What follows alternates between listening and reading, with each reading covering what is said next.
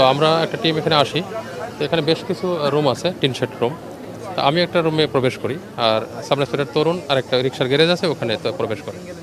তো আমি প্রবেশ করার সাথে সাথে চারজনকে দেখি, এবং ওরা ওদের মাজার ভিতরে চাপাতি ছিল, চাপাতি দিয়ে আমার মাথার উপরে তারা কোপ সারে। তখন আমি আমার বাম হাতটা উপরে দিয়ে আমি কোপটা করে আমি যখন দেখলাম যে আমি তো মারাই গেছি বা মারাই যেতাম। তো তখন আমি আরও তিনজন ওরা, যেহেতু আমি একা, তখন আমি আত্মরক্ষার্থে আমার কাছে যে পিস্তল ছিল, পিস্তল দিয়ে আমি গুলি করি। এই গুলিতে দুইজন ছিনতাইকারী আহত হয়, এবং আমরা ঘটনাস্থলে চারজনকে গ্রেপ্তার করতে সক্ষম হই। বাই দিস টাইমে আমাদের এসআই তরুণ চলে আসে, তরুণের উপরও অ্যাটাক করে, তরুণও আহত হয়, এবং বাকি ফোর্সরা সবাই মিলে আমরা বাকি চারজনকে গ্রেপ্তার করতে সক্ষম হই। হ্যাঁ, এদের বিরুদ্ধে প্রত্যেকের ব্যাপারে 10টা 12টা করে মামলা আছে, এবং এরা প্রফেশনাল ছিনতাইকারী চক্রের সক্রিয় সদস্য। এবং আপনারা জানেন মোহাম্মদপুর আদারপুর এলাকায় তারাই মূলত আতঙ্ক। তো এই মেসেজটাই আমাদের কাছে ছিল আর কি। আপনার শারীরিক অবস্থা কি, কোথায় লেগেছে, কি অবস্থা হাতে? শারীরিক অবস্থা এই যে বাম হাতে লেগেছে, তো এখন ব্লিডিংটা থামছে আর কি।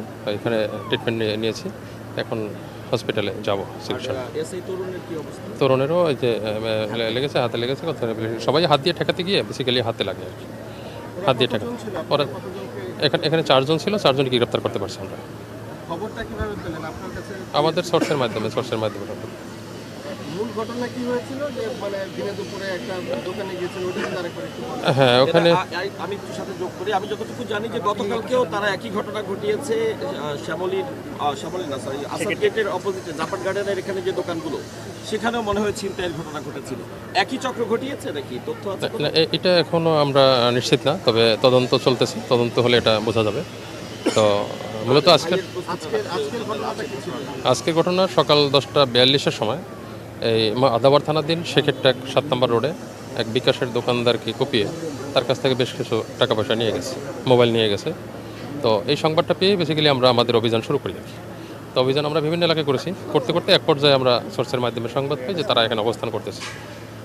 তার ভিত্তিতে মূলত এখানে আসার পরে আমরা এখানে যেহেতু অনেকগুলি টিন শেড রুম, আমরা ভাগ হয়ে বিভিন্ন রুমে প্রবেশ করেছে।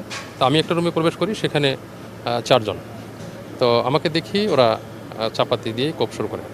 তখন আমি হাত দিয়ে ঠেকাই ওদেরকে। আমি মানে আমার এক হাতে পিস্তল ছিল, তো পিস্তল আমার রেডি করাই ছিল, কারণ যেহেতু আমি ছিনতাইকারী ধরতে যাচ্ছি বা অভিযান করতেছি, ওই প্রস্তুতি আমার ছিল।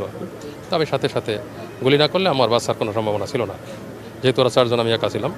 এরপরে এক পর্যায়ে এসআই তরুণ চলে আসে। তরুণ যখন ভিতরে ঢোকে, যখন আমাকে খুঁজে পায় না, ভিতরে ঢোকার পরে ওরেও মানে অ্যাটাক করে, তখন ওরও হাতে আহত হয়।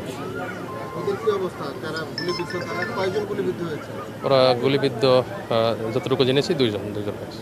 চারজন গ্রেপ্তার চারজন। তারা এখন তাদেরকে সাথে সাথে চিকিৎসার জন্য প্রেরণ করা হয়েছে।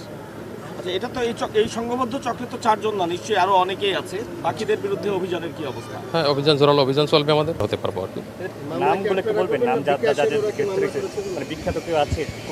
হ্যাঁ, এখানে বিখ্যাত রুবেল, তারপরে আরেকটা কি নাম, আমিন, কুখ্যাত রুবেল, তারপরে সেই আমিন, এদের প্রত্যেকেরই 10টার উপরে মামলা আছে। এদের নামটা কি, যে চারজনকে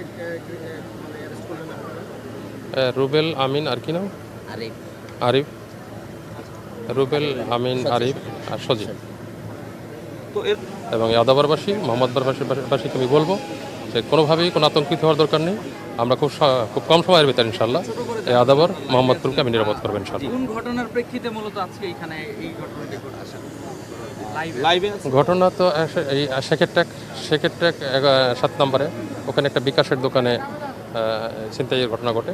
বিকাশের দোকানদারকে কুপিয়ে ওখান থেকে টাকা পয়সা নিয়ে যায় এবং মোবাইল টোবাইল নিয়ে যায়। ওই ঘটনার প্রেক্ষিতেই মূলত আমরা অভিযান শুরু করি। এখানে আটক আছে 4জন, আহত 2জন, 4জন আটক আছে।